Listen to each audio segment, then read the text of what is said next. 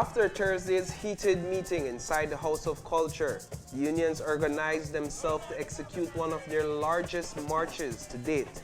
The Belize Progressive Teachers Union and the Christian Workers Union joined today's protest, adding to the swelling numbers. A little less than a year ago, in the pandemic, we took a position of the board of rejecting 10% on behalf of the staff at PBL, which resulted in the infamous incident of tear gas and rubber bullets. If you go back to the footage, you will see that the president of the Belize National Teachers Union was there, did not run, did not step away, and in fact stood in solidarity with our members there. That is real, you feel me? So it's like we have to figure out how to be there for each other. That's what unionism by its very definition means. From the Memorial Park in Belize City onto Belchino Bridge and back to the Memorial Park, protesters marched for approximately 2 hours, even in the rain. Part of the reason for today's protest march was a leaked memo addressed to Belize branch teachers. It notes that the government of Belize presented 3 good governance draft legislation to union leaders during Thursday's meeting. They came with 2 actually. They presented to us 2 already, and a third one should be on the way as far as I'm aware now. I'm not certain exactly when that will be presented to us, but we definitely will be looking over those legislations. We have our legal people already. I had a review of one of them done by my personal lawyer already. And so we are going to share those legislations with our general membership for them to see as well. They may have their own personal lawyers that they would want to have a look at it. We have the whistleblowers that was presented. Thank you very much, sis. We have the whistleblowers, and then we also have the asset recovery. You're not in short, no. So those 2 were presented.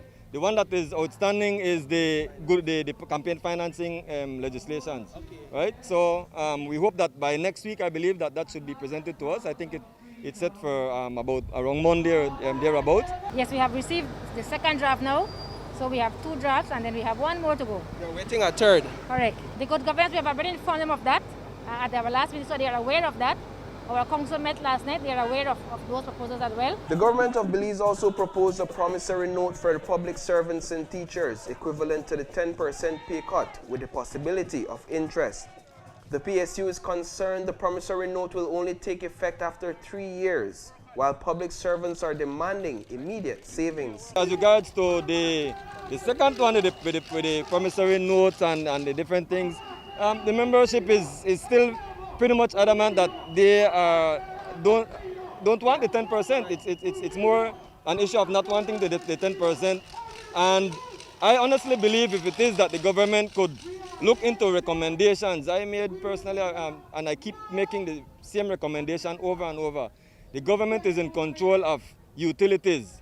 If they can cut the utilities for us as public officers, so let's say they cut the water bill 2%, electricity 2%, butane, they lower the price of butane 3%.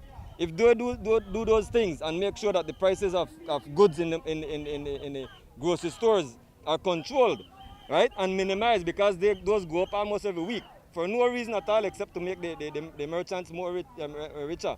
If they can do things like that and control prices here in Belize, we wouldn't feel the impact of the 10%. The only thing that we need to take back to our membership now is the matter of the promissory note, that we now have more details on that we can share with our members. A promissory note is something that you will get in the future.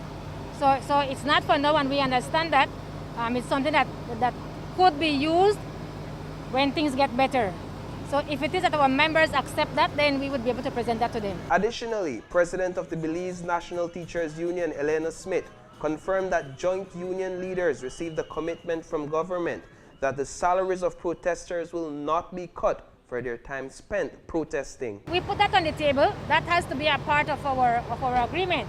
Because if it is that we are working in good faith and you want for us to look at your proposals and then step back from the strike, then you have to give something as well. So that was put on the table. And was that commitment made by the government? Yes. The negotiating teams go back to the table on Thursday, May 13th. Reporting for News 5, I am Paul Lopez.